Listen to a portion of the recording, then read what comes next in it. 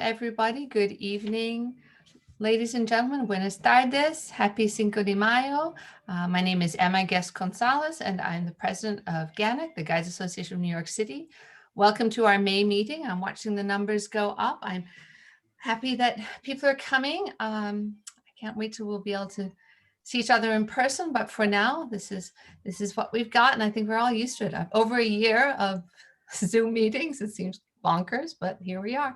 So welcome. I hope everyone is well. I hope you're enjoying some of the spring weather. We had May showers today, so we'll get started in just another minute or so when I see the numbers start to slow down a bit. And today's theme, of course, is Cinco de Mayo for our member meeting.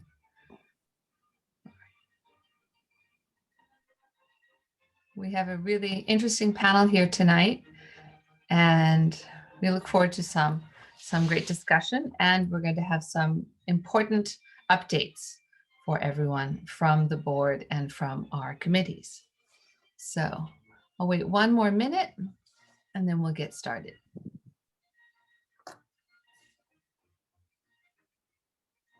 Okay. All right, so let's get going. So again, welcome to the monthly GANYC meeting. My name is Emma Guest-Gonzalez. I'm the president of the Guides Association of New York City. Good evening, everyone, and thank you so much for attending. We have our agenda. Should be it will be put into the chat in just a moment if you have not seen it yet. But we've got a great meeting tonight, and we have 4 very special guest speakers coming to us along with our moderators, Kevin Lawrence and Georgina Castanon. So we're really looking forward to some great discussion. But before we get to that, I'd just like to take a moment to say a few words to everybody. First of all, we're reopening, I guess, for business between Mayor de Blasio and Governor Cuomo. I'm not quite sure of the exact date. They keep going back and forth, I think, trying to one-up each other. But I know all of us, all our guides, are ready and waiting. Attractions are open, museums are open, our parks have never looked more beautiful, I don't think. And it's really, it's nice to see the spring, and it's nice to see our city coming back. And as I said at the news conference last week, you know, this is going to be the summer of New York City, and we really are looking forward to welcoming visitors back. And we're looking forward to all our guides working a lot, whether you're still continuing to work virtually or whether you're going to start working in person. And so on that note, I'd like to remind everyone, please get your vaccines. Make sure you get your vaccine. It's basically walk in anywhere to get it. We all know they're safe. We all know they're very, very effective. And we all know they make a big, big difference. So get a vaccine. Don't be one of those, you know, Debbie Downers, oh, I'm not going to get it. Oh, I don't need it because I never get sick. You might not get sick, but you might get other people sick. So please, please, please make sure you get your vaccine. And we want everybody to be healthy. We want everybody to be safe.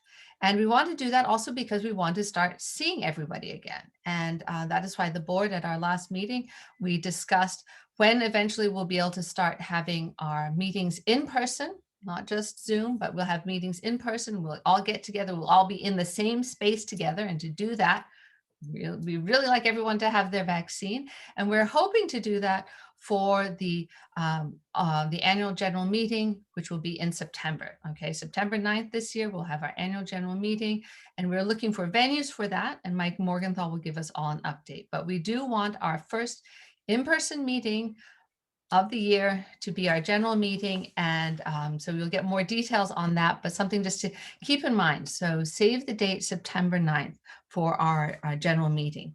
Now, one thing about the city reopening, and some of you are on social media and some of you are participating in various groups of people who ask, is anything happening in New York? What should I see in New York? And the conversation can get a little heated because there are always the naysayers who say, you should not be going to New York. It's terrible. You know, some parts of our country seem to think New York City burnt to the ground last summer and we're still, you know, living in the wreckage, you know, behind bars and quarantined and hidden and afraid. And that could be nothing further than the truth, from the truth. So when you interact with people like that, remember, be polite. They could be potential clients. You know, don't jump all over everyone, even though you may want to, and even though you may thinking in the back of your head that they're complete ignoramuses, but please, you know, be polite, be kind, be professional. And these are legitimate fears for a lot of people. And I saw Michael Dillinger, as he said, don't feed the trolls. Don't let those people get on your nerves or upset you, because we all love our city. That's why we're tour guides. And we all want people to come, and we want people to enjoy themselves, but they need to feel safe. They need to feel comfortable coming here. And that's part of our job as ambassadors to New York City to be doing that. So I just want to remind you about that, to keep that professional. Now, tonight's meeting, we're going to have our wonderful speakers in just a moment, but we're going to first have an update from Mike Morgenthau about GuideWeek, and then we'll also be having an industry partner vote tonight. And if you are a committee chair, just stay tuned, because I will call you on to calling you to speak when it is your turn. But really, again, I'd just like to say, everybody, welcome for coming to, and thank you for coming tonight. And before we turn it over to Mike, I would also like to say, to express our sincere condolences to our guests and for the tragedy the tragic accident that happened in Mexico City. We are also a city of, you know, millions of people, lots of public transportation, and those kinds of accidents. Really, I think all of us felt it very, very strongly, and we express our sincere condolences and send all our prayers to the victims and to the survivors. And so on behalf of myself, the board, and our entire GANYC membership.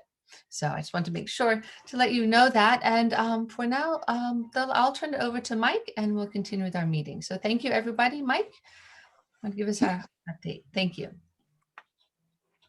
Great. Thank you so much, Emma. Appreciate it. And hi, everybody. Hope everybody's enjoying the spring. And as we've seen in the comments, the people are starting to get tour bookings. And that actually dovetails really nicely with the first time you're going to see me on camera tonight to talk about GuideWeek, which is finally happening next week. And we are so excited to bring this to you, not just to you, but to tour guides all around the world. So for those of you who aren't familiar, we've been developing this virtual event for a couple of months. And the idea is it's really the first virtual event solely designed for local tour guides.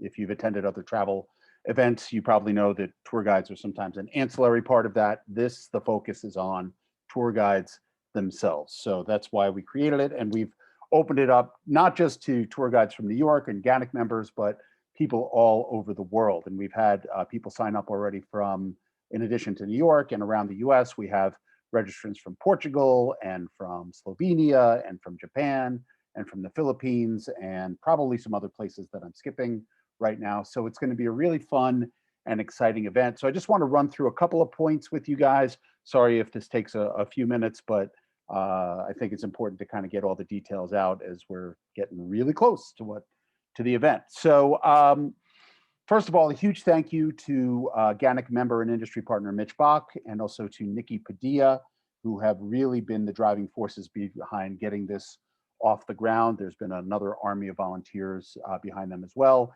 But Nikki, Mitch, and myself have really been grinding to get this all ready and good to go. And I think you guys are really going to enjoy yourselves for the week next week. Now, it is not too late to register. I would recommend registering in the next couple of days, though. Obviously, the panels start Monday. Cost is $20 for GANYC members, $30 for any tour guides who are members of their own local tour guide association, and $40 for everybody else in the world, whether you're a tour guide or not. And you get a lot for your money. And I just want to run through kind of what we're offering to you guys. So Monday, May 10th and Tuesday, May 11th will be the educational sessions. Everything is going to take place on a platform called Campfire, which Mitch has actually built. You don't have to worry about that. All you have to do is click on the link that you get when you registered, or a reminder email went out today, and there'll be several more between today and Monday with that link just bookmark that link and it will take you to the main landing page for registrants. And I just want to share my screen to show you what it looks like. Sorry, let's get to the right. Okay, can you guys all see my screen? Okay, cool. Yep, we can see it fine, Mike. Thank you. Great. So when you register, this will be the main page, and this is where the sessions will also take place. So let me just kind of run down the elements here. So if you have not registered, you won't see this. You go to guideweek.org and register, and then you'll have access to this. But let me start with the educational event. So tomorrow for attendees, we're going to unveil the complete schedule, although on guideweek.org, you can actually look at which day, which panels are taking place. But tomorrow we're going to unveil the time of all of those panels. So we have 10 different sessions, plus a keynote conversation with Avita Turquoise Robinson, a truly inspiring figure in the travel world who founded the No Madness Travel Tribe to cater to people of color who like to travel. And she has over 25,000 followers. She's really an inspiration, and she's super excited to talk to us. So I hope everybody will tune in for that. By the way, one quick thing, on both May 10th and May 11th, we do start the event at 10 a.m. Eastern time, but at 9:30, we're offering kind of like a warm up and appetizer. One of our premier sponsors, Travel Curious, is providing virtual live stream tours at 9:30, both Monday and Tuesday. One day is going to be Lima, Peru. One day is going to be Moscow. I have to be honest with you, I don't know which day is which, but more information on that is coming. Then our wonderful president, Emma Guest-Gonzalez, is going to be the MC of the event. She'll offer a few opening remarks, and then we'll go right into the keynote address. On May 11th, there's going to be a secondary keynote address, which is called Coffee Talk with GANYC, where many of the people you see on the meeting tonight will actually discuss what their committees do and what you can get out of by being a member of GANYC, whether you're already a member or thinking of joining as a member. And the idea is for those tuning in from outside of New York City, perhaps it'll inspire them to come up with some creative ideas for their own personal tour guide associations. And then after that, the two sessions, basically the main sessions will run from 11 to 3 each day. These times are all Eastern, and 5 sessions each day. Some of them will be split sessions. Some of them will be single sessions where everybody's in the same session. But don't worry, everything's being recorded on the educational side. So if you are in one session, you'll have a chance to review the other session. Or if you're busy next week, if you're leading tours, but you still want to see what's going on, it's all going to be recorded.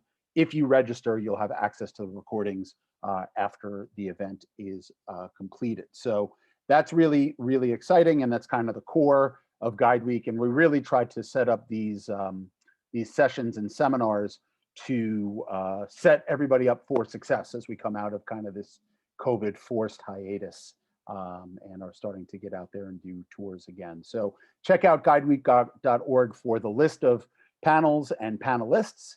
And like I said, if you are registered tomorrow, the full schedule, the times, and everything will be unveiled. Also being unveiled tomorrow are virtual tours. We have curated an amazing list of virtual tours for you all to attend. It's included in the cost of registration. So just to let you know, the schedule will be unveiled tomorrow, as will be instructions for registering for these virtual tours. We're offering tours Monday and Tuesday after the educational sessions end, and Wednesday and Thursday throughout the day. And I believe that all of them start at separate times. So if you want to spend the whole week taking virtual tours around the world, $20 for GANYC members, 30 and 40 for everybody else. It is definitely worth it. One quick note, the registration for the virtual tours is being handled strictly by these guides and tour operators. Once you sign up for a tour, we don't have anything to do with it. So please, if you sign up for something and you have to cancel, do it through their platform, whatever instructions they give you when you register. And as a corollary to that, just like with our GANYC events, some of these events will have limited capacity, even though they're virtual events. So please only sign up if you are sure you can attend. The virtual tours will not be recorded. They must be viewed in real time when they are scheduled. All of the guides are donating their time and their services to us. So if you are able to do so, please be generous by offering them a gratuity at the end of their tours. Let me see, was there anything else on virtual tours?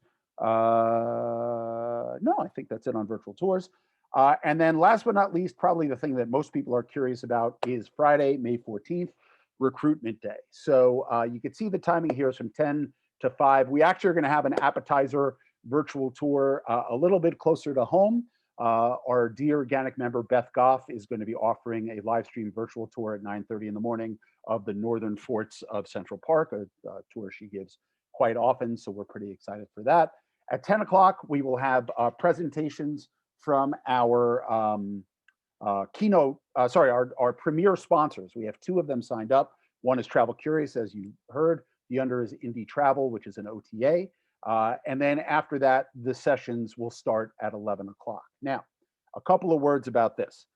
Today, an email went out to all attendees giving you the link to upload your guide profiles to the Campfire platform. And this is what recruiters will be reviewing to decide whether to schedule a meeting with you or not. And there are some sample profile pages up there as well if you're not quite sure how to answer any of the fields. So it's really important that if you're on the fence about registering, you're not sure, you really need to do it in the next day or two, even if you're only interested in the recruitment part of things, because we're planning on Monday to open up all of the profiles to the recruiters to start scheduling appointments with guides that they want to talk to. Now, we have over 30 recruiters signed up already, and we're continuing to sign them up, and we'll probably be doing that right up until a week from today or a week from tomorrow. It's a mix of tour operators, OTAs, res tech companies, and it's really up to them to decide, first of all, who they want to invite, but also the format. Some will schedule one-on-one interviews, some will have kind of group interviews, and others might just have open house Zoom sessions where you can come in and find out more information about the company. That's more likely to be for the OTAs and the res tech companies as opposed to the tour operators. And once we launch the ability for the recruiters to look at your profiles, that's when we will name everybody who signed up as a recruiter.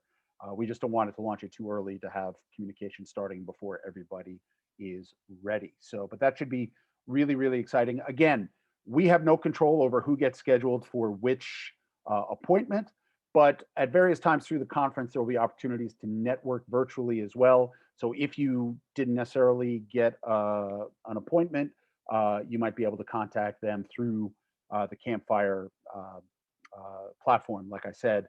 And your profile on Campfire is going to stay up there in perpetuity. So other recruiters who might come through might view that as well as other recruiters who might have signed up for GuideWeek but haven't but aren't able to attend all day on Friday, or maybe not at all. We know we're all starting to get very, very busy. So that is pretty much what Recruitment Day is going to look like.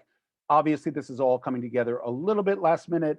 We're doing the best we can, but you should have plenty of time to get the information you need as you go along. One last thing, I mentioned the where we have registrants from already, but when last I looked, we had 175 people registered for GuideWeek, which is absolutely amazing. And when I talk about the networking, a lot of it is going to take place in the lounge, which I'm clicking on right now. My ancient computer we'll get to in just a second. Mitch and Nikki make fun of me all the time for my super old MacBook. But if you see here, there's basically like a Facebook wall. It's loading right now. But there's basically a Facebook wall where you can come and interact with people from all around the world. So here's my message. Here's David Spooner. Here is Emma. Here's Mitch, and various other people as well. So, and you can see the people who are active on the network right now: Tony DeSante, Robin Gar. Although I think the red dot means maybe they're not actually looking at their profiles right, or not looking at this page right now. But in any event, we really think this is going to be a wonderful, oh, we're up to 176. Awesome. Went up while we were here. It's going to be a great event. We've learned a lot. We hope that this might become a fixture on the GANYC calendar, but we'll worry about that after we get through next week. And I think I've probably taken up way too much time, but I am happy to answer any questions about the event. So thank you. That's great. Thank you so much, Mike. Yeah, and everybody, please put your questions in the chat, and Mike will be able to see them there. One question from Nina, she did ask, will there be a list of recruiters? Will that be made available? That be published? We are going to make that available either Sunday or Monday. So great. Yeah. But like I said, it's a mix of New York tour operators, over the road tour operators, OTAs, and reservation technology companies. It's going to be really, really great. And I was playing around with my profile and with the forum. The link is right there to register for more information. It's travelcampfire.com/GuideWeek. Okay, you'll find that in the chat. So really, and this is for you guys. And Mike has been working like crazy. And hold on a second. And so, sorry. Jeremy Treasurer isn't here, but Jeremy, my cat, had to sit on my keyboard. So yeah, so great. Thank you so much, Mike. This is really, really wonderful. So the link is right there in the chat. Just scroll up in the chat. It says it's guideweek.org. You'll be directed right to it, and you'll see it in the chat as well. Okay, so one more thing, just before I turn everything over to Kevin. Also, one of our partners has, Ina Selden is here, and she wanted to let everyone know the New Amsterdam History Center on their website. They're going to be doing a wonderful, wonderful panel on New York Loves Vermeer. And the event is actually on May 11th when we're doing Guide Week, but once you register, you can still access it. And so here is the link to it, okay? And I will also post the codes that Ina very kindly gave to us. So I'm just posting those right now, okay? And I'll post again the link for Guide Week for those of you who have not seen that. And sorry about the cat again. But I'll post that now while I'm going to turn everything over to Kevin. So Kevin will, if you could take it away, and we'll have our wonderful guests. And thank you so much, Mike. Bienvenidos a todos. Yes, thank you so much, Mike, for all that great work. It's a very exciting week coming up, and thank you, Emma, for that introduction. Just a point of sort of logistical interacting with one another in the field of the chat. If you can go to the to field, it defaults, I think, to panelists, but if you can choose panelists and attendees, you'll be sharing your questions and your information that you're posting with more than just us panelists who are on screen. You'll be sharing it with your fellow members. So please do that, and do put your questions in there. And yes, New York loves Vermeer. We love our Dutch community, but today we're going to be celebrating our love for our Mexican neighbors and our Mexican-American friends and fellow tourists that are here. When we found out that our monthly meeting here in May was going to coincide with Cinco de Mayo, we said, what a great opportunity, both on the board and also the education committee, what a great opportunity to explore Mexican-American tourism and the Mexican-American heritage here in New York City. And so immediately we started sort of brainstorming who should we tap into to help us shape out a really incredible panel. And Georgina Castanon's name immediately came up. At the outset, I have to say to all of my Mexican friend panelists here, if I butcher your name, I apologize. I do not speak Spanish. As I tell all of my Spanish guests on my tours, I know two phrases in Spanish, and they've served me actually very well. ¿Dónde está el baño? And una margarita, por favor, right? And so if I say your name wrong, just let me know, correct me. I do want to say your name right, but I do want to give a shout out to Georgina Castanon, who really is the engine that brought all of these people together. She really assembled all of our incredible speakers and really thought dynamically about how we can explore this issue and celebrate Cinco de Mayo and New York City's relationship with our our Mexican-American neighbors and fellow New Yorkers. Now she is not feeling well. It's nothing, she reassures me it's nothing serious, but she was going to initially introduce all of them, but we wish her well, and we definitely want to thank her. So I do want to give a shout out to her. But our four panelists that we're going to be hearing from, first we're going to hear from Alejandro Cañedo Priesco, who has been involved with the tourism industry for over 25 years, and he has been both the Puebla State Secretary of Culture and Tourism and also the Puebla City Secretary of Tourism, responsible for the overall increase in the national and international tourist traffic for Puebla as a state and both as a city. And then we will also hear from Jacobeth Hernandez, who is a career diplomat from Mexico, and since July of 2016, she is working with the Council for Economic Affairs at the Council. I'm sorry, she is the Council for Economic Affairs at the Consulate General of Mexico here in New York City. And in that role, she's the point of contact for the government of Mexico in terms of trade, investment, and tourism promotion in New York, New Jersey, and Connecticut, so the tri-state area. And then we will hear from Alejandro Ramos, who is currently based in New York City as the Senior Vice President of U.S. Chapters Operation and Executive Director of the Northeast Chapter of the United States-Mexico Chamber of Commerce, a premier nonprofit business association of multinational companies, financial institutions, and international firms. And then last but not least, we have Lorena Cortesguadalupe, who is a product specialist for Aeromexico, which is based in, and she is based in New York City. And she has over 17 years experience working in the area of aviation industry, responsible for identifying business opportunities and coordinating sales strategies, as well as developing community engagement with government, local organizations, chambers of commerce, and convention and visiting bureaus. And so we are incredibly honored to have all of you join us here tonight, and happy Cinco de Mayo to all of you.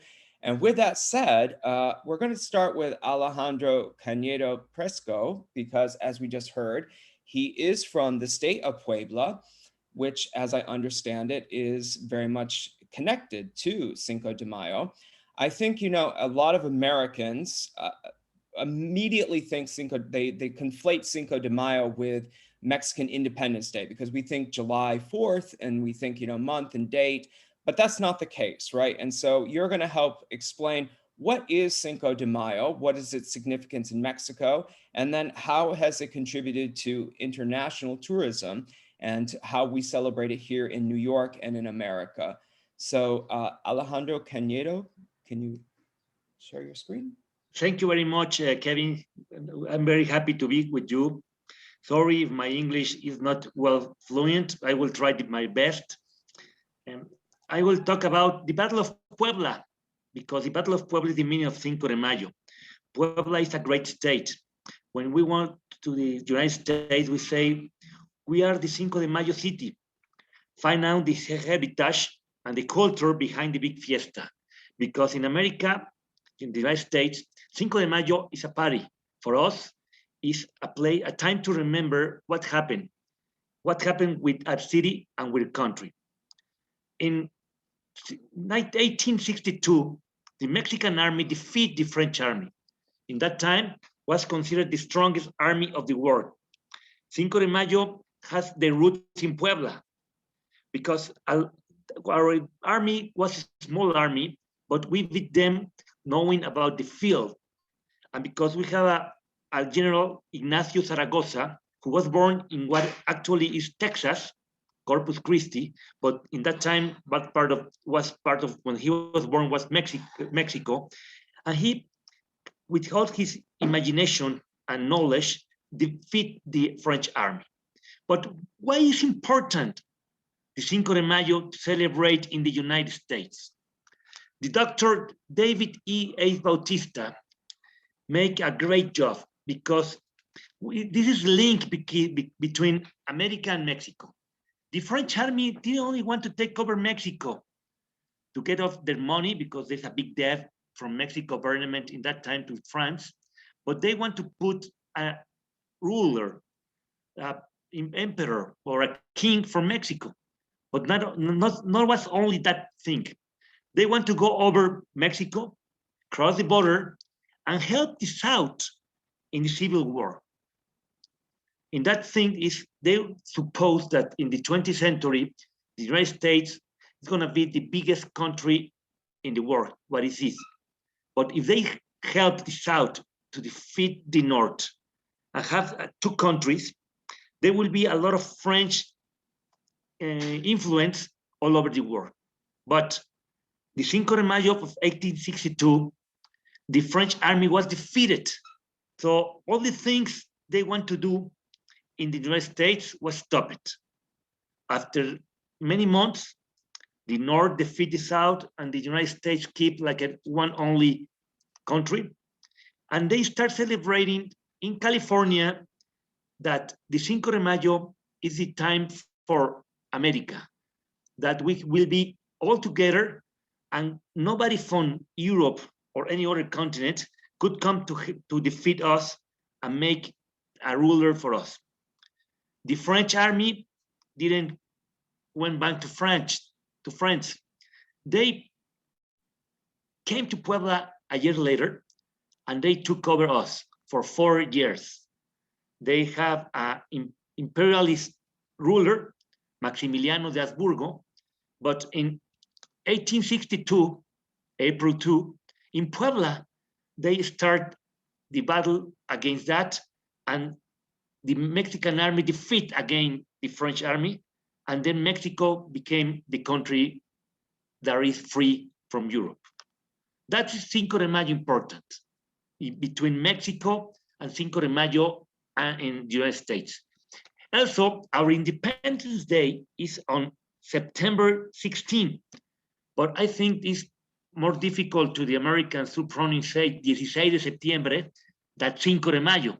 Cinco de Mayo is more easy, but many people say that maybe Cinco de Mayo is our independence, but no. You know, in a lot of Mexico, they don't celebrate Cinco de Mayo. They celebrate Cinco de Mayo in the state of Puebla and in the United States. Maybe you know that in New York is the place after Puebla City, more people born from Puebla is living. When you go to a restaurant in New York, ask the waitress where they come from. I think that from 5 of every 10 people you ask, they will say it's from Puebla. About 1 million people from our state lives in New York, New Jersey, and many other places around the area. So when you want to eat, to know, and to celebrate the Cinco de Mayo, come to Puebla. We have the second biggest parade in the country. Today, we should have that parade, but we have 2 years in a row canceled that parade. That is the biggest parade with a lot of people, not millions, a lot of people in the streets. We, in Puebla, we have a lot of things. There's a picture of our parade. And then Cinco de Mayo. And if you want to come to Puebla, you can fly from New York to Houston and then to Puebla, or you can fly with Aeromexico from New York directly to Mexico City and take a bus directly from the airport to Puebla. We are two hours away. We have flight with Aeromexico to Monterrey and other airlines to other cities in our small airport, but we are very close to Mexico City, an hour and a half. We have a lot of great hotels. I put it there, international things. There's the VW plant, the biggest VW Volkswagen plant outside Germany in the whole world is in Puebla. Also, the Audi plant that makes all the luxury cars from the United States is in the state. This is our cathedral, the most beautiful cathedral of any cathedral of Latin America. So I think you have a lot of time. This is our birth of certificate. And one thing I would like to talk very fast is our food. When you see Mexican food, there is no Texan food. We have the best Mexican food. We are the kitchen of Mexico. The famous mole poblano and all things are from our city and the state. So you may come to Puebla maybe next year to see how we celebrate Cinco de Mayo, and you will understand more about our heritage and our culture. Thank you very much. Thank you, Alejandro. That was very informative. And so I am just curious, a follow-up question. If I understand it correctly, what you're saying is that Cinco de Mayo is not celebrated in other parts of Mexico, but it is celebrated in America, right? And so why is that? Why do Americans sort of see this as the day to celebrate Mexican-American heritage rather than your Day of Liberty? It's got to be more than, I'm not even going to try to pronounce the September day, so, right? But it's got to be more than that, right? Because there was a lot of marketing in the 70s and 80s of many beer companies and other markets that say celebrate Cinco de Mayo, because there was a link. It's like St. Patrick's Days from Irish. Cinco de Mayo is not only for Mexican, it's for everyone who speaks Spanish who live in the United States. It was the link, because we battled against a powerful country that was France at that time. And in Mexico, they celebrate, but not so hard, because people from Puebla we are different. Maybe Jacobeth and Emma say, and Lorena say, and Alejandro Tocayo say that Poblanos are different, but I don't know what's happening, because we celebrate a lot of things in Puebla. Jacobeth is laughing because people in Puebla is like New Yorkers. they don't like us in all over the country, but we are the best place to live and visit. Well, I'm an Irish New Yorker, and you just spoke my language, which was beer, right? And so, yeah, just like St. Patty's Day makes sense to me for everybody. I can see how Cinco de Mayo would become a day for everyone. So, Jacobeth, Alejandro just called upon you. I guess you're not from Pueblo. You must be from a different state. But it was interesting that he said about if you asked most New Yorkers, Mexican-American New Yorkers, where they're from in Mexico, if they are immigrants, I think he said the majority of them would actually be from Pueblo. Could you tell us a little bit, as somebody who works with the consulate, about the diversity of the Mexican-American community, where we can find them in New York City, and the different sort of waves of migration throughout history to New York? Sure, Kevin. But first, let me say thank you for the invitation. Thank you, Georgina. This is really looking great. Alejandro is a celebrity when it comes to tourism in Mexico, and then Alejandro, Ramos, and Lorena. I really feel among friends. Thank you for the invitation. So first, what I do at the consulate, I'm in charge of tourism, trade, investments, whatever you want, and I'm the point of contact. And then from then, we can work from that point on. All right. But just so you know, what I do is I promote Mexico, right? And it's kind of an easy sell and not, because 7% of our GDP comes from tourism. So it's really important to us. But it's not just Cancun. There are so many destinations, just like Puebla. But it's, and now since the Mexican Tourism Board closed, that means even more work to promote Mexico. But you know, it was the 7th most visited country in 2018. Also, it's important right now because the WTTC, I always get this wrong, World Travel and Tourism Council, I think, chose Cancun, Mexico, to be its to have its summit this year, and it was like the first really big tourism in-person gathering, and it was a huge success. So it says a lot about what Mexico is in terms of tourism. But just so you have that in mind. And then going back to your question, and Alejandro did part of the work that I was supposed to do here to talk about the Mexican community here, the Mexican New Yorkers throughout history. There are like different types and different fluxes of migration of Mexicans to, let's say, New York. So the biggest flux of migration to New York started like in the 1990s. I read studies about this and everything, but I'm just going to give you just the panorama. So there were some Mexicans before that, let's say some 60,000, but not really. And then from the 1990s until today, they I forgot how to say this. There are 6 times more Mexicans than there used to be at the time. I'm not so sure it's 1 million people from Puebla in the tri-state area, like Alejandro says, and the US Census will tell you that it's some 725,000. But our estimates of Mexicans in the tri-state area, it's 1.2 million. And yes, most of them will be from Puebla or from a region that's called the Mixteca, which is Puebla, Guerrero, and I'm forgetting the Oaxaca mainly. And these are also places with a huge cultural heritage from all of Mexico states, but there are also states that in some regions, especially, the education is not the higher education. Also, many of them, like 60%, will be male immigrants and not women immigrants. So that is the kind of migration that started coming from the 90s, and that made the percentage of Hispanic people in New York State go from some 3.5% to some 13.5%. So it's more significant now than it used to be in the 80s. All right. But that's not the only type of Mexican migration or Mexican people that are here. You have Mexican Americans, children from those generations, which will be young teenagers or in their 20s or barely 30s because of this very recent migration. And you will also have what we call the highly qualified Mexicans, the professionals that are working in Wall Street, that are working in the marketing agencies, that are, and just so you have an idea, I'm going to call some people out. The project manager of the World Trade Center, he is Mexican.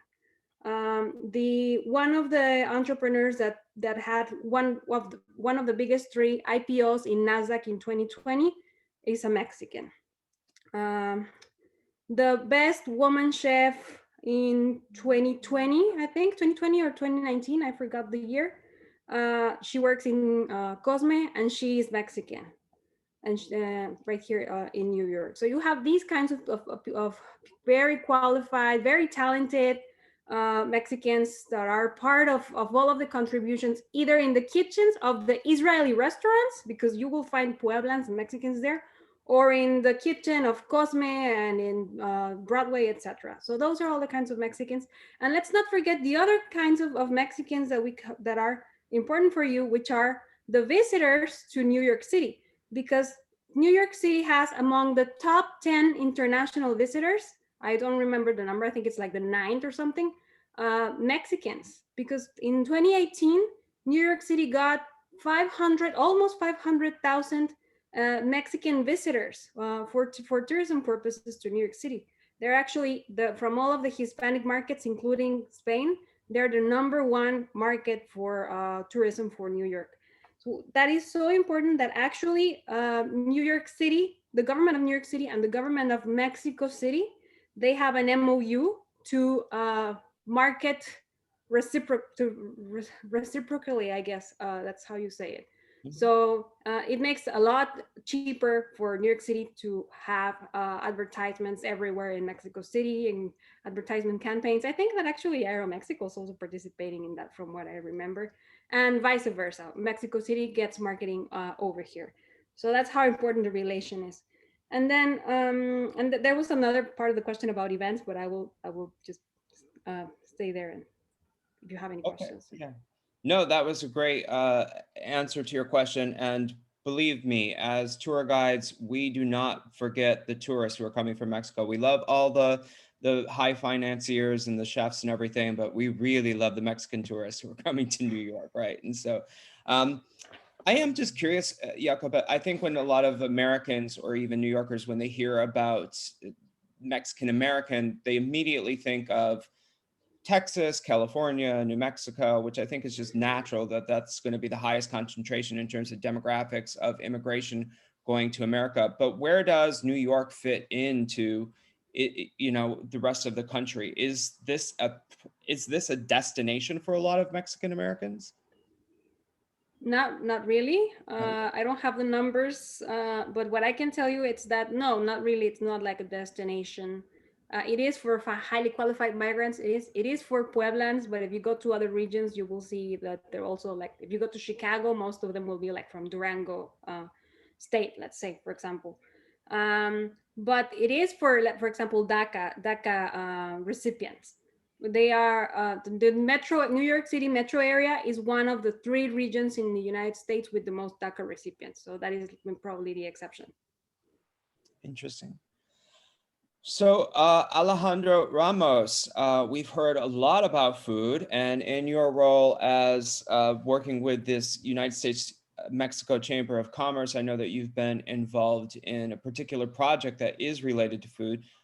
I do a lot of tourism to China and with Chinese, and there's always within the Chinese community a whole battle about where the best food from the regions of China are from. I'm curious if you agree with Alejandro Cañedo that the best food is from Puebla. Well, I have to say that my grandmother was from the state of Yucatan, and the people from Yucatan used to say that they have the best food as well. So it is always a battle about that. Well, anyway, first of all, thank you very much for the invitation to participate in this very interesting panel. Of course, I will address this initiative that we have regarding the Mexican food. But first of all, I would like to give you a little background about the chamber and a couple of data that I think that may be of interest for the tourist guides here in New York. Well, we are, as you mentioned, a nonprofit organization, a business association. This year we are becoming 100-year-old. So it's the centennial of the chamber that was that opened its first office in New York City in the Woolworth building. At that time, it was the tallest building in the world, and of course, well, here in New York City. And basically, our role, our mission is to promote business between Mexico and the United States. Most of our members are multinational companies, large corporations, a lot of financial institutions that are active and engaged in business between both countries. And we have several activities at the chamber. We facilitate the contact between Mexican executives and US executives. And of a special interest for the audience is precisely the Mexicans that come here to New York for business. As Jacobeth just mentioned, around 500,000 Mexicans visit New York every year. But from those 500,000, even though there are no specific statistics, a lot of them, they come for business purposes. But as you know, when you come to New York, you cannot skip tourism. You come to New York in several cases, and we see it when we organize conferences, seminars, well, pre-COVID, and hopefully soon we will restart in-person events. These individuals, they come several times with their significant others, with their spouses, families, and they come for a conference probably or for business, I don't know, a Thursday, Friday, and they spend the rest of the weekend here in New York for tourism. It's a very different profile of tourists. It is not let's say, the traditional one that comes to see the Statue of Liberty and go to the Empire State Building. They are people that come quite often to New York. So these people, they are looking for new things to do, for something that is beyond the traditional, the typical visits that you do when you come for the first time to New York. These Mexicans, they love shopping.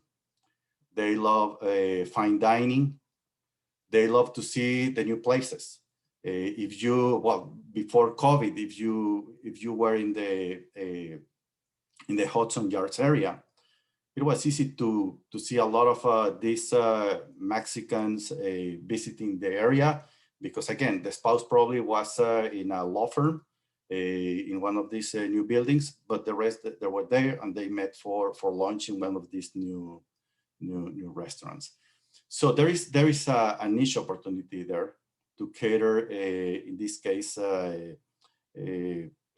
tours for this type of visitors, which are not necessarily, again, the traditional ones, but at the same time, they are usually bigger spenders. Their disposable income for tourism is higher, and they like more personalized things, more things catered to either sometimes related to their business. Jacobeth was mentioning that one of a Mexican architect, he's one of the leaders of the development of the World Trade Center. So sometimes what we have done is to take some real estate investors that even come with their families to do a tour at the World Trade Center, because they want to know the World Trade Center, how is that built, developed, etc., etc. But it's a sort of different kind of tour. If you have financiers coming from Mexico, if they are more like junior analysts, well, they love to go to Wall Street, to see the New York Stock Exchange, which is something that it's an opportunity. It's definitely an opportunity for the tourism industry here in New York. And well, having that said, and I'm gonna go back to your initial question, at the chamber, well, in addition to these big institutions, we have also as members companies or in this case restaurants that have some sort of Mexican heritage.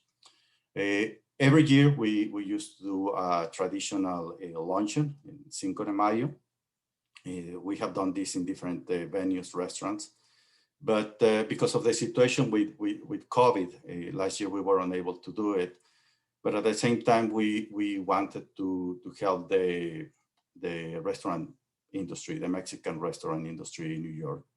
And we started with this initiative, which is basically last year was just to promote among our membership, our network, for people to eat Mexican food, to consume Mexican spirits, Mexican wine, Mexican beer. At that time, it was basically deliveries. So we partner with several restaurants. We invite them to be part of this initiative. And I think that we got very good recognition. The restaurants were happy with the results. This year, well, when we were starting to prepare for Cinco de Mayo, it wasn't clear whether restaurants could be open, especially for larger groups. So we decided to continue with this initiative for the Cinco de Mayo week. But this year is a little bit different because it is not only about deliveries and pickups, but also we are inviting people to dine in some of these restaurants. And what we are seeing because of the good response is that this event, even though next year we hope to have our traditional Cinco de Mayo celebration, to have this event every year, but now with a different kind of format, something not necessarily to compete or in any way, but something similar to the Restaurant Week, in which we are going to be featuring Mexican restaurants, the different kind of cuisines that we have, because, well, in New York, we have from very traditional Mexican cuisine, but also some nouveau cuisine, high-end cuisine, and different high-end restaurants, but also we have a smaller even taquerias, small taco shops, and the idea is to promote and all the industry, because there is always as Mexicans and as non-Mexicans the opportunity to try authentic Mexican food, and even some Mexican fusion food. It's in New York, and there is no better place to do it as New York City. So that's an initiative that, well, we started as a response to the pandemic, but it's becoming an annual event of the U.S.-Mexico Chamber of Commerce. So I'm curious, Alejandro, in your initial sort of survey of how Mexican restaurant industry has done with COVID, have they done better than what you initially thought that have they been able to survive more vibrantly than you thought that maybe initially, or have they been hit even harder than you thought? No, I think that well, they are suffering the same challenges as any other restaurant in New York City or anywhere in the United States. The financial struggles for the restaurateurs and to support their employees is significant. Of course, things are getting better. I was very happy to hear it this morning about the announcement of President Biden of this special program for small restaurants. I think that is going to help a lot of companies in the industry. But also, as it was mentioned before, the Mexican community not only works with Mexican restaurants. You can go to a Chinese restaurant and you will find Mexicans there in the kitchen, or you will go to a French restaurant. It could be a small restaurant or a very, very high-end restaurant, and you will find them there. So it's important that this support to the industry. It doesn't matter if it's Mexican or from any other type of cuisine. It's important to support them. In this case, well, of course, since we are U.S.-Mexico Chamber of Commerce, we are doing it for the Mexican. But yeah, we need all to continue promoting the industry in New York City. Well, we're very thankful for all of your efforts. I do know we have questions. Believe me, I'm watching your questions, but I want to get first to Lorena because she is representing a really vital part of the connection between Mexico and New York City, which is the transportation and in particular the aviation industry with Aeromexico. And so can you tell us about some of the ways that Aeromexico is responding to COVID and what you're seeing in trends in travel from Mexico to New York, and whether that includes medical tourism, and maybe you want to touch on that as well. But I know you also have a video that you probably want to share with us. Is that right? Yeah, thank you, Kevin. Good evening, everyone, and happy Cinco de Mayo to all of you. And first of all, I would like to thank you for the invitation. I'm very happy to be and very excited to be part of the panel. And as you mentioned, I'm very happy to share with you some updates about the new trends to travel between US and Mexico. So first of all, I would like to talk about the health and cleanliness protocols. And I'm gonna talk on behalf of Aeromexico and our partner Delta Airlines. So both our partner Delta and Aeromexico had existing high standards of maintenance and cleaning procedures. But under the new context, we developed additional measures to protect the health of our customers and employees. Delta implemented the Delta Care Standard, while we created our health and sanitization management system. We call it HSMS. Both comprise of measures and protocols based on the highest standards of cleanliness and safety in the airline industry. As you know, as of January 26 this year, all passengers over the age of 2, including US citizens, residents, visitors, and also passengers in transit, must have a PCR or antigen test performed by an authorized laboratory, a complete attestation form, and use a face mask at the airplane and in the airport. So it's required for everybody. So these measures have been very well received by all our passengers, since it has offered an extra layer of protections to them, and also offer a peace of mind all our customers traveling between Mexico and US. So to support customers to get a COVID-19 detection test, Aeromexico signed an agreement with 7 laboratories in Mexico, very well recognized laboratories. And we offer special discounts and special services for any passengers traveling with Aeromexico or Delta Airlines. If you need extra information, you can visit our website, aeromexico.com, and you can check the fares, the location, etc., etc.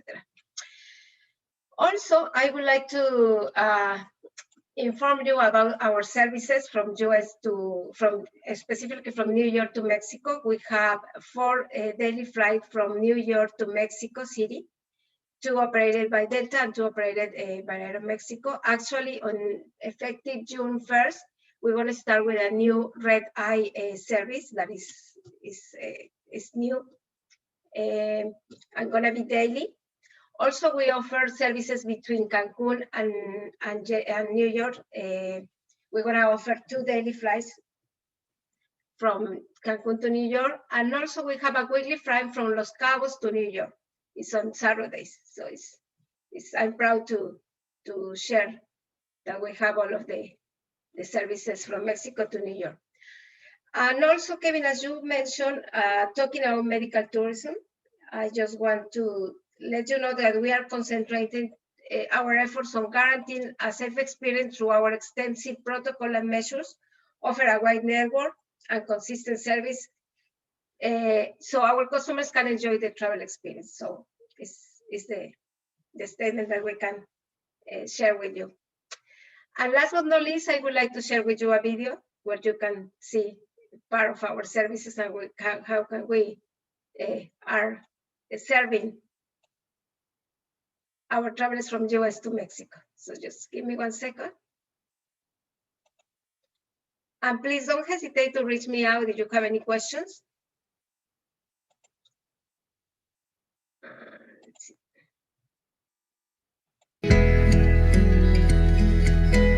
Do you know why Aeromexico is your best option to fly? We're Mexico's global airline with more than 86 years connecting people to where they need to be. We're pioneers in implementing strict protocols and a health and sanitization system to protect you. We're the only ones in Mexico who sanitize their aircraft between each flight. We know that your plans can change. That's why we offer you the best flexible travel options. When you fly with us, you're flying on the best aircraft in the world. A modern, safe, and eco-friendly fleet. You can also join our loyalty program, Club Premier. We know how valuable your time is, which is why we're the most punctual airline in Mexico. Thanks to you and the best talent in the aviation industry, we connect Mexico with the world. For this and many more reasons, together we keep flying.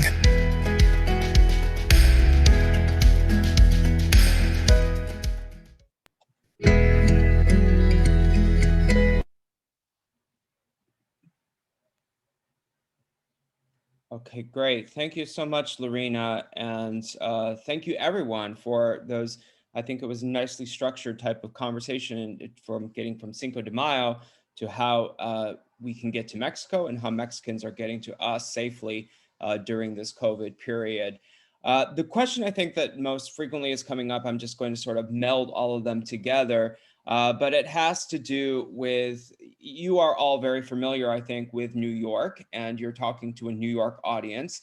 And so people want to know, what is the most authentic experience that people can have in New York, whether it's cuisine or other ways of experiencing the culture.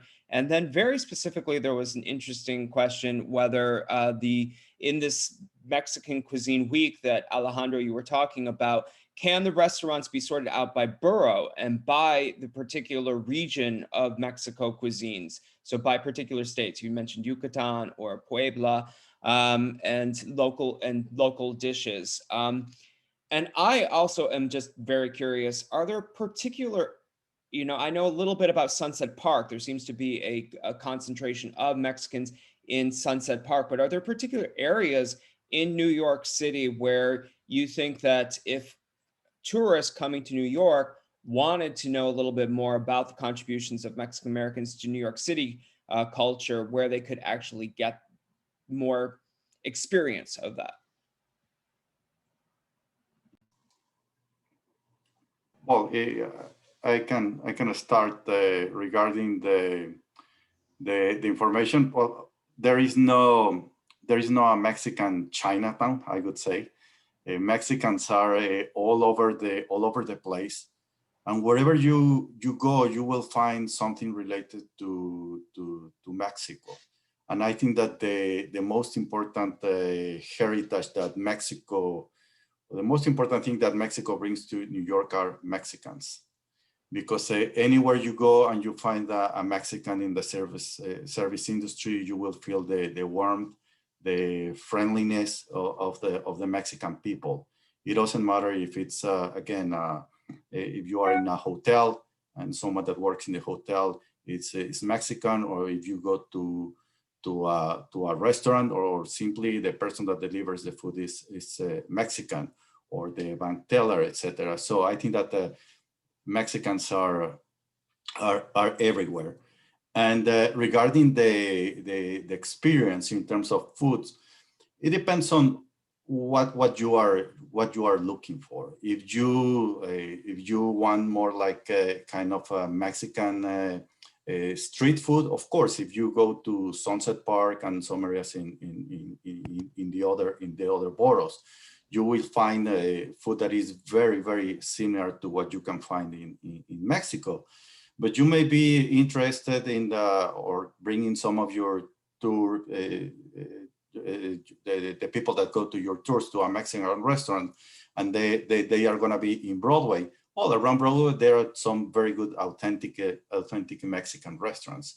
Or if they want to have a different kind of experience in an upscale restaurant, just what it was mentioned before, Cosme. Cosme in Mexico City, well, the chef has one of the best restaurants in the world in Mexico City. So that's another option, to have this kind of upscale Mexican food. So it's open. It's anywhere you want to go, you will feel that. In terms of culture, well, there are plenty of festivals related to Mexico all year round. In some cases, it could be traditional folk dances in Queens, or even in Manhattan, or Mexican jazz players. You may find some playing at DC Coca-Cola or any other jazz venue here in New York. Also, we have a wonderful artist participating in Broadway shows. So it's present, and from time to time, the orchestras present Mexican music from classical composers.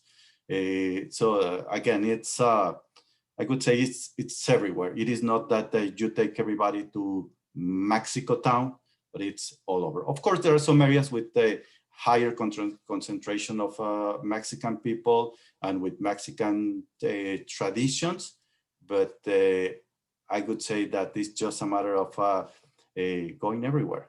You can find anything in New York. Like being Irish. We're everywhere. Yeah, well, thank you for that. I have to give a shout out for last year.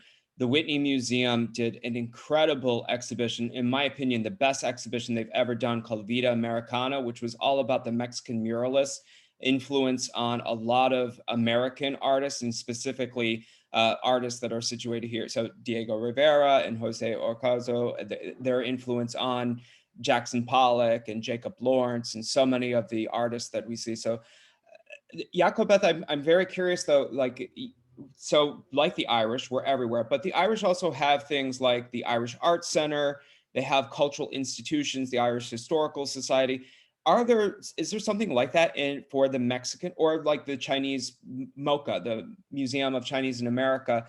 Are there cultural institutions that are showcasing Mexican artists, Mexican writers, Mexican, arts here in New York City? Yes, there are several.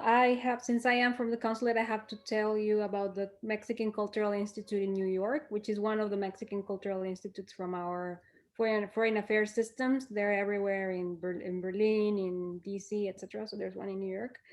And this is the one that we do have, like a small gallery in the consulate that has exhibitions every now and then, but mostly we work with other organizations, museums, etc. Like there was a collaboration actually for this Whitney exhibition that you are talking about, and they are working for this year I mean, this is all work in progress because COVID has made it so difficult to actually confirm our events for this year.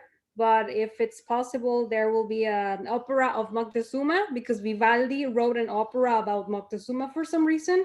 And then we translated it to, I think it's Nahuatl or something. And we're gonna have it in a park in Brooklyn, or a pier in Brooklyn. So that's like for September. And that's just one of the things that, and then there will be like an exhibition of codex. Is it how you say it? Codex, you know, like these, The Mayan. the Mayan codex. Yeah, there will be one with the replicas, but like these super authorized, super quality replicas of the ones that are in Florence and all of those places that have noble Hispanic codex. So we'll have that. And there are other organizations, lots of organizations that do this. There is Friends of Folk Oaxacan Art. There is I don't, Mano a Mano, that is the one that collaborates with the American Museum of Natural History on their Dia de Muertos event. And there's also this very big fest that's called the Mexico Now Fest. It happens every year around November, and it's when most of the events that have to do with Mexican artists happen. Thank you. And where is the consulate if people wanted to go see that particular exhibit space? It's in Midtown Manhattan, really close to Grand Central, 39th between Madison and Park. But I'll write the page of the Mexican Cultural Institute right here so that you know when the exhibits are happening. Great, thank you very much. Well, I do think that we are running out of time. I know that there were some very specific questions about linguistics and it's Spanish and indigenous people, which is very interesting, but I think that that's such a huge topic that it almost like deserves its own panel, which I'm very curious about it, but I'm sorry that we weren't able to get to that. And I just want to thank all of you, Alejandro, Cañedo. I have to say I was actually on Liberty Island today giving a tour about the Statue of Liberty. And had I known much more about Cinco de Mayo and its relationship to the Second Empire and Napoleon III, it would have really just given a whole new perspective of how I was giving a tour about this French gift, which was all about liberty, and Cinco de Mayo, which is also about, you know, Mexican liberty. So I think that this is something that we can all take away as tour guides here. But thank you so much, Alejandro, Jacobeth, Alejandro Ramos, and Lorena. We really have enjoyed this conversation. It was really, really insightful and great and informative. Yes. Thank you for having us. Yes, thank you all. Muchísimas gracias. And if you open the chat, you'll see links to various information, including our guests have been very generous with their emails and their other information. I mean, well, first of all, I'm getting really hungry now, and I really want to travel. And just seeing, and Lorena, seeing the airline's advertisement, I am busting to travel. Just really, so this was great. It's inspiring to, keep in mind our wonderful Mexican communities here in New York, but also just this longing to go to visit Puebla. And Jacob, I'm so excited for the codices that will be coming. I study manuscripts, and Mayan manuscripts are amazing. So I think that's going to be really great. So thank you. And thank you, Kevin and Bob, for organizing this through our education committee. And a humongous thanks to Georgina, who is not feeling well, who's languishing at home, and I hope she'll be able to watch this video. But this was great. This was just what we needed. And so thank you all very, very much. And so now what I'm going to do is I'm going to put you all as attendees, and you're welcome to leave the meeting whenever you're ready, but of course you're also welcome to stay. And I'm going to pass things over to Mike right now, who is next to talk about our industry partners. So muchísimas gracias. Adios. Thank you very much. Thank you all. Gracias. We welcome you in Puebla. We are the real Mexican city. Bueno. Gracias a todos. Thank you. Thank you very much. Thank you for having us. Good night. Okay, that was really spectacular. Thank you so much. And it's funny, my wife and I were just talking today about perhaps going to Mexico this summer. So this was great timing for me personally, but it was really wonderful. And I hope this gives us some resources to refer to. Like Kevin said, during his tour today, he could have used that information. So in any event, just real quick, we are voting on one industry partner today. It is Harlem One Stop. And I just published the poll. It is going via email, via Wild Apricot to all full voting members of GANYC. So you should be getting it in the next few minutes. And the poll will remain open until tomorrow morning. In the email, there will be a link to their website in case you didn't have a chance to see it. They're a tour operator and community organizer in Harlem, and I think they've done some other stuff with GANYC previously. So be on the lookout for that email. Please vote when you receive it, and should be good to go. Great. Thank you very much, Mike. So everyone, yeah, be on the lookout for that. Let me bring Nina in now. She is our next speaker who will be giving us the Education Committee report. So Nina should be coming. There she is. Okay, Nina, if you... I started. Okay, I should. Oh, my video keeps going out. All right, here I am. Hello. You hear me now? Okay. You're just fine. Okay, great. So we're doing Education Committee report. And thanks to all the committee members, Bob Gelber, Jeremy Wilcox, John Semlak, Kevin Lawrence, and Mina Sharf and Susan Birnbaum.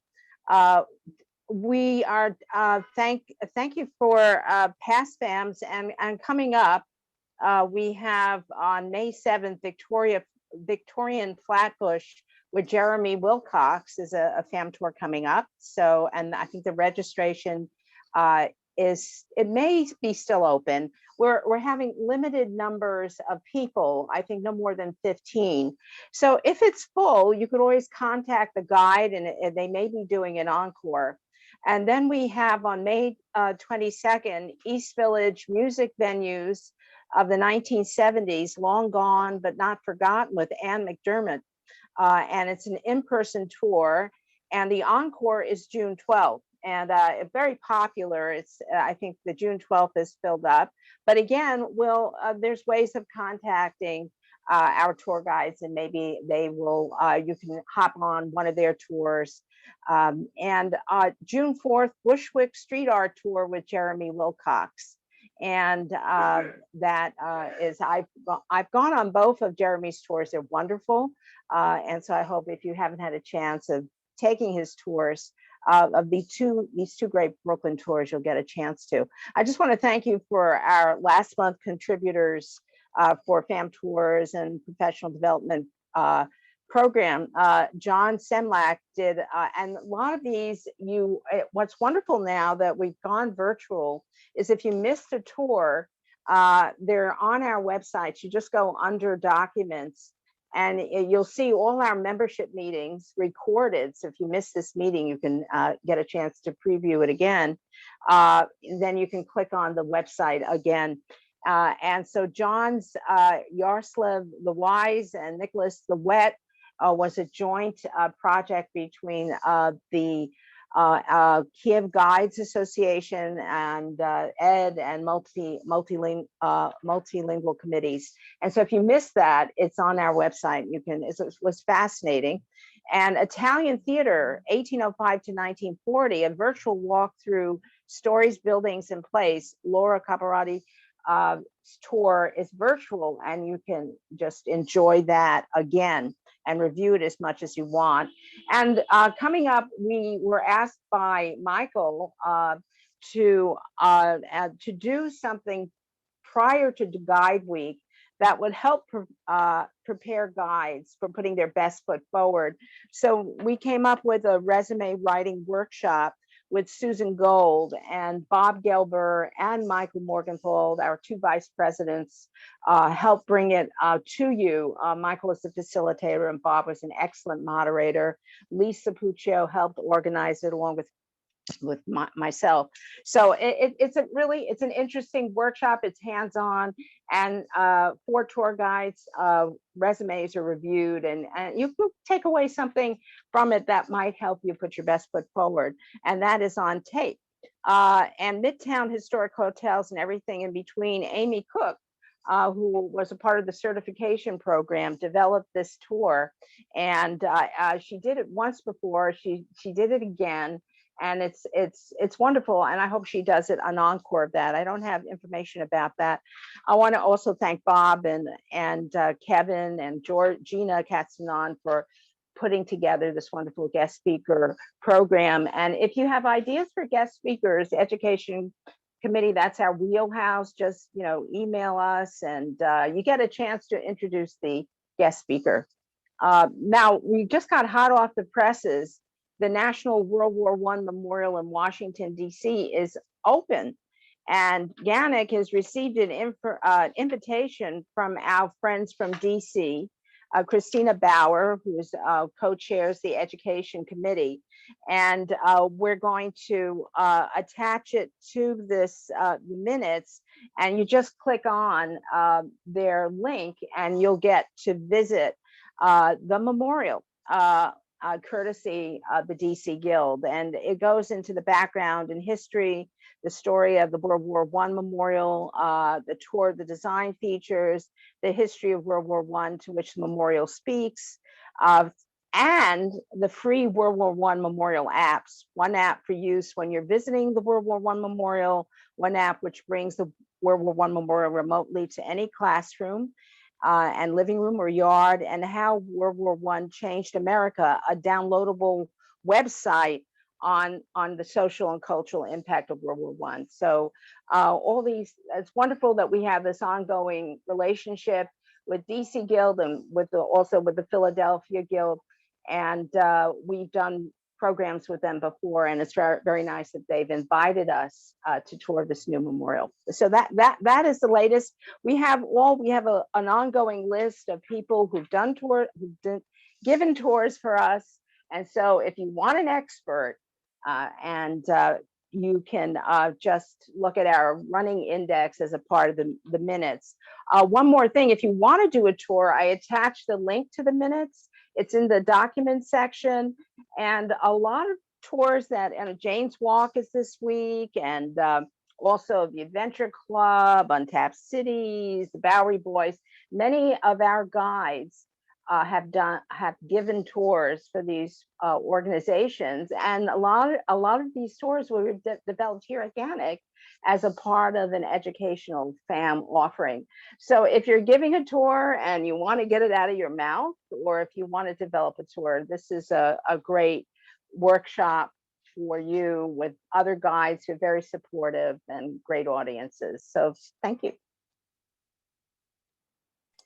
Great. Thank you so much, Nina. Thank you so much. Yeah, Education Committee does an amazing job. So we always appreciate it. And remember, yes, like Nina said, if you want to give a FAM tour, do check the website for the form to fill out so you can submit your ideas for a FAM tour, and the Education Committee will get back to you. So our next is industry relations. So Mike, you're on. All right, so might all be sick of me by now. Sorry about that. But in any event, this will be the last time you see me on screen today, if you can see me at all. So I have a few things to get through tonight. It's funny, it seems like every month that we have our meeting, right before that, New York City and Company is holding their meeting of the Allied Coalition for Tourism Recovery, which I sit on GANYC's behalf. So I just wanted to go through a couple of items that came up today, and then have a few other things to report. There were representatives from New York State who said that in a couple of weeks, now that the budget has been passed, there's going to be an announcement of an $800 million grant program for small businesses. Most of that money is earmarked for businesses with less than 10 employees. Sound like anybody we know? Tour guides, right? So Kelly Curtin said she will connect us with the proper state officials, and I'll pass that information along to the Government Relations Committee to further it. But I thought that was pretty interesting. The state officials also reported that right now in New York State, 60% of adult New Yorkers have received at least one dose of the vaccine, and 45% are fully vaccinated. So as Emma said, if you haven't yet, please get vaccinated and encourage your friends to do so as well. There were reps from the MTA on the call as well. They're starting a new campaign called Take the Train or Take the Bus, depending on which is more of your speed.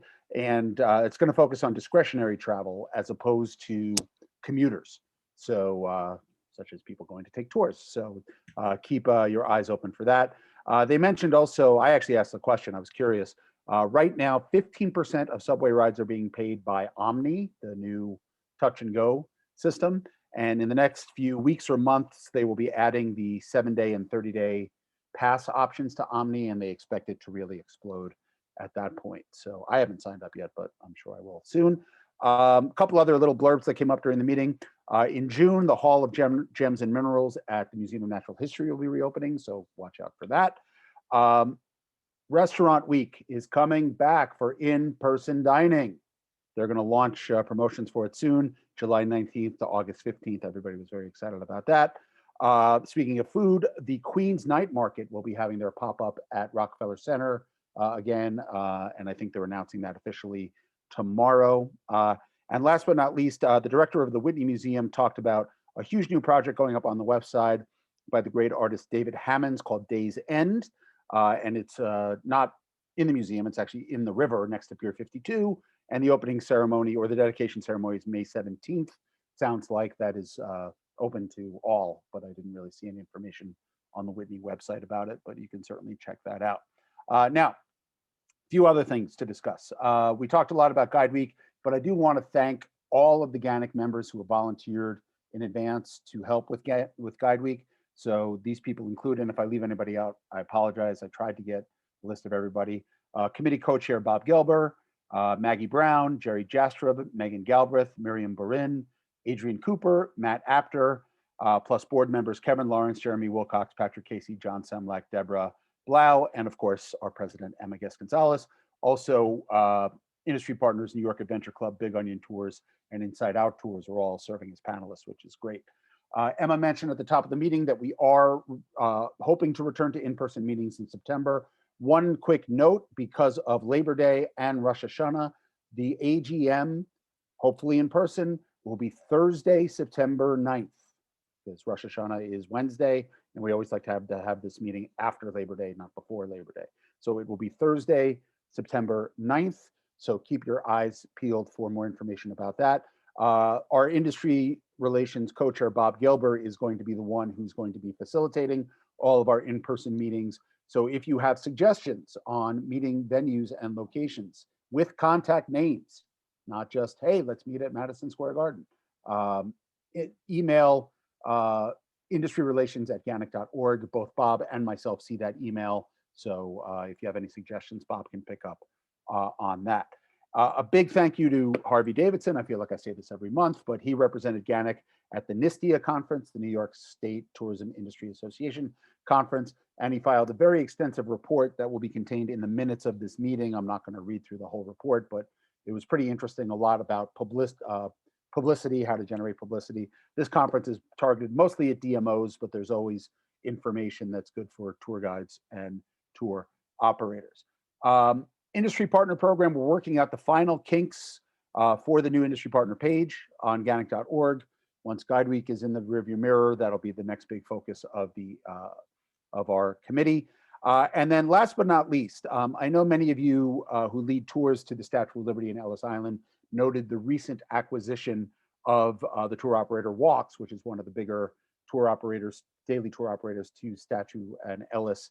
They were acquired by Hornblower, who operates the Statue of Liberty ferry, and people are worried that this could lead to, exclusive access for them or limitations on other tour operators. To date, and this is only a couple of weeks in, we have not heard anything that is in the offing, but of course, who knows, right? We will monitor that we will try to monitor it as closely as possible, but I'll just tell you my personal feeling. You know that I was very involved and led in a lot of ways the fight against the restrictions at the Statue in Ellis a couple of years ago. This fight, if it were to come, I don't think it's a fight that GANYC is going to be the leader on. I think this is going to be more of a tour operator fight. And I encouraged 2 years ago all the tour operators to start talking to each other to deal with the National Park Service. I think GANYC would happily sign on to any initiatives that they might have. But I don't think this is, like I said, it's going to be more of a tour operator fight than a tour guide fight per se. So GANYC will certainly support our tour operator friends and colleagues, but at least at first blush, I don't know that this is a fight that GANYC is really going to take the lead on, so to speak. But of course, if any of you guys hear anything in the leaves, anything whispers about what might be coming down because of this acquisition, please let us know so we can reach out to our sources and also try to lobby before any decisions are made. And I think that covers just about everything I wanted to talk about tonight. So thank you so much and happy Cinco de Mayo. And come register for GuideWeek. It's not too late. Register for GuideWeek. Yes, register for GuideWeek. Kevin has a question. Well, no, actually, it's for another question, Mike. Can once we have this came from somebody else, but once we actually resume having in-person meetings, will there still be the streaming? So can you explain what the policy is going to be about when we resume having in-person meetings? That's a great question. I see it comes from our friend Joe down in DC. Hi, Joe. Thank you for the question. Yes, so our plan, we had actually started live streaming our meetings prior to COVID. I don't know that we really did a great job of publicizing it that well because I think we were working some technical kinks out, but now obviously we're all much more experienced in the space of virtual meetings. So our plan is to continue to live stream them, perhaps not on Zoom. It might be a Facebook Live or something like that. So you might not be able to actively ask questions, not being in person, but you'll certainly be able to view the meeting and then of course, ask questions as follow-ups, if nothing else, of the committee chairs or the board members or things like that. We're still working out other protocols for who will be eligible to attend meetings, and also a lot of that will depend on the protocols that the venues that we go to have in place, in addition to what the government, state and the city and the CDC dictate. So like everything else for the last year and a half, it's in flux a little bit, but yeah, we do plan to live stream all of the meetings. And we still plan to have one meeting every quarter be a virtual meeting on Zoom. That is our plan as well. So thank you, Kevin, and thank you, Joe. Yes, that is correct. Thank you, Mike. I'm bringing Derek on, but just to reiterate, it's kind of all a moving target. We have to see what the city says, what the state says, what the venues policies are. But we, since having the meetings also have a virtual since they've been all virtual this entire time, we definitely want our meetings to have some kind of streaming or some kind of virtual component so people can participate, like Joe, who's down in DC, and everybody can be included. So yeah, so just we'll keep you posted whenever we know anything. So Derek, if you would like to take over and give us your membership committee report, that'd be great. Thank you. Yep. Hi, everybody. It's Derek Chan, the membership committee chair. So first of all, as always, I just want to extend a special welcome to all of our viewers. So whether it's your first time or not, and whether you're a member or not, and wherever and whenever you happen to be viewing this, we're always glad that you're here. And as a reminder, I do want to mention that if you're not a member and are interested in becoming one, it is very easy to do so. Everything is done online. And to get started, you can just go to our website, ganyc.org/members, and all details are listed there. And in regard to that, Russ Norfleet, if you're out there, hello, please follow up with me. You can send me an email at membership@ganyc.org. We do have one new provisional member who recently joined us, Brad Gause. So welcome, Brad Gause. We also do have a new full member, Joe Steinbach. As Mike mentioned, he is residing in the DC area, so welcome as a new full member. Currently, our active GANYC membership is now 313. We have a total of 313, both provisional and full members in total. And also, we will be ordering the next batch of the GANYC Guide name badges coming up. It's the badge that I'm wearing here. So if you don't have yours, if you haven't already paid your name badge, please do so by this Sunday, May 9th, so that we can get that next order in. We can get your next order in as well. And I'm going to put in the chat box here the website to go for that. You just go to the benefits page on the ganyc.org website, ganyc.org/benefits for that. And that's about it for me, unless there are any questions, and you can always follow up with me later via email, membership@ganyc.org. Thanks a lot. Great. Thank you so much, Derek. That's great. And I have a name badge. I'm not wearing it now, but I do have one. and I'm very proud of it. And I make sure I bring it with me whenever I'm doing an actual in-person tour. So I should probably start wearing it now when we're even for a virtual tour. See what happens. So thank you, Derek. That's great. And I put Derek's email is in the chat if anyone needs to speak to him. And I'm going to bring Dave on. Okay, and I'll put Derek back as an attendee. Okay, so David, you should be all set. Okay, so Dave, go ahead. Seeing the camera. Oh, okay.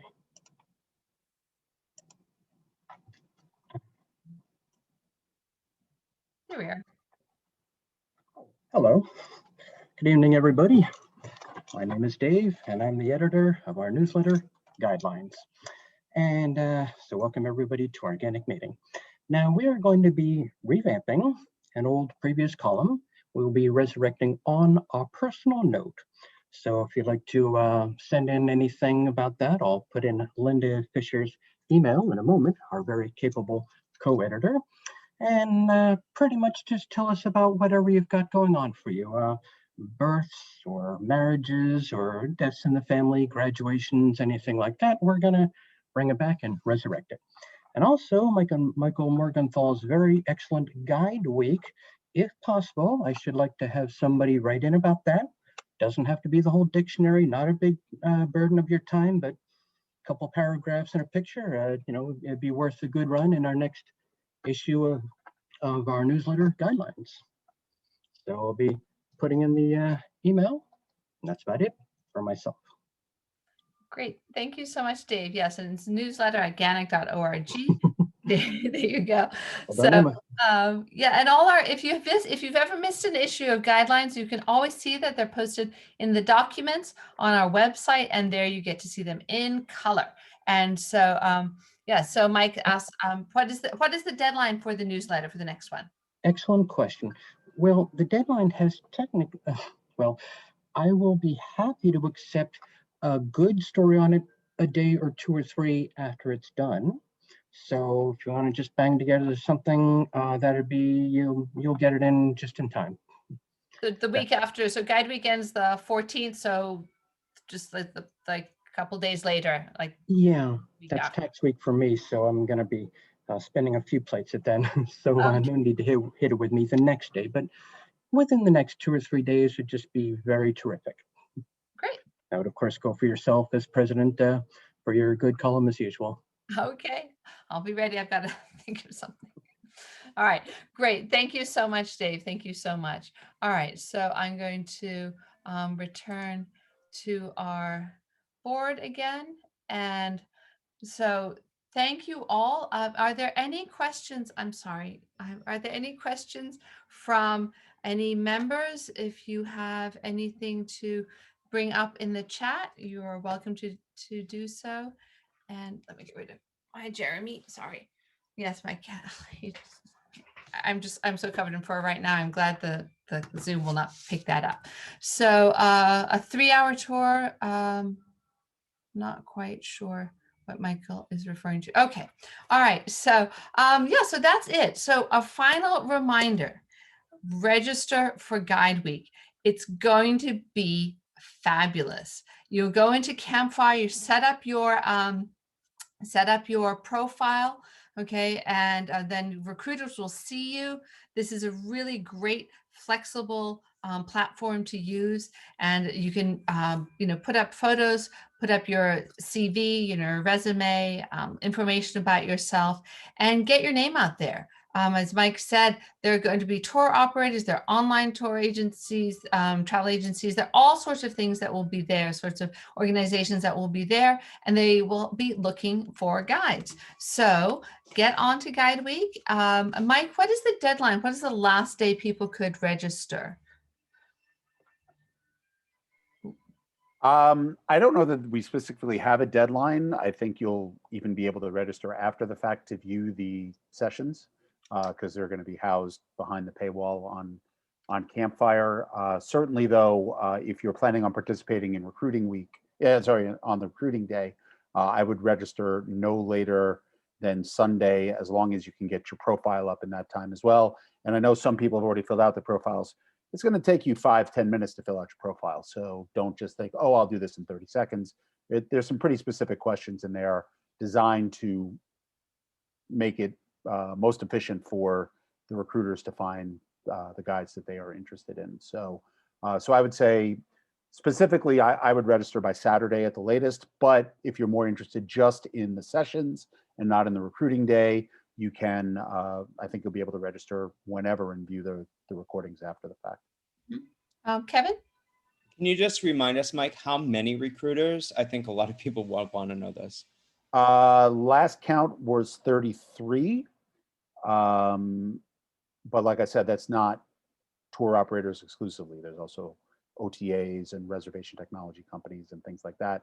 But we're still working to get a few more in. So, and we'll try to get the names of that out this weekend. If not, it'll be published on Monday.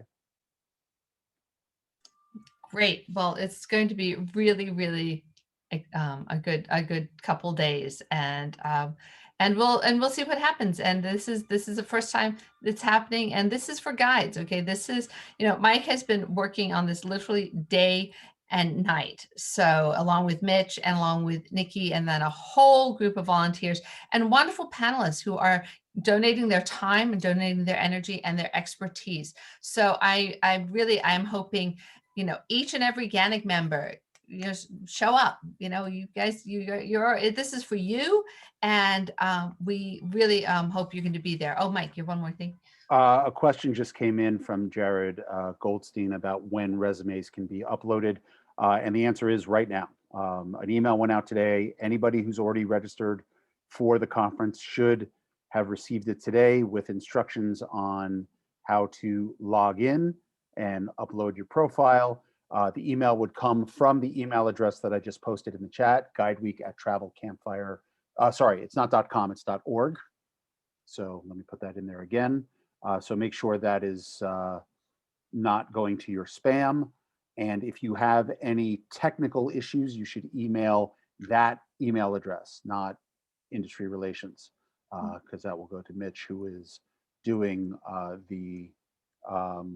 doing all the tech for us. So yes, but now if you've already registered for GuideWeek, you can go into the portal and you'll see the button that I showed in my screen share saying, fill out your profile, upload your resume.